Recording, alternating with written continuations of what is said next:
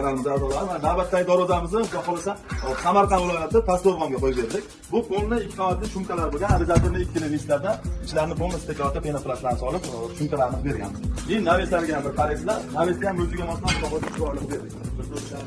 Tepalari Lexanda bo'lgan, teknologiya.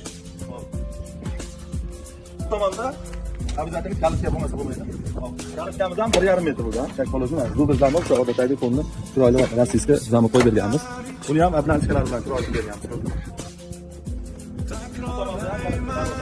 Bu garaj sifatida hovliga o'tadigan darvoza. Bu ham lekin bir qavat ishlar. Ablanchikalarni qonatga bosib olgan. Zamon uchun bu ham zubir zamon qo'ygan. Yan daxlasi ham turardi. Shamerlar o'sha ikkitadan bittasiga og'irligini hisobiga qachimlarni qilib qo'yganmiz. Yopishlarni bir to'xtatib qo'yaman. Yengil bitta qo'lda xotirjam ochib yotaverasizlar. Mo'l bilan boqsa qonat chiqib ketadi.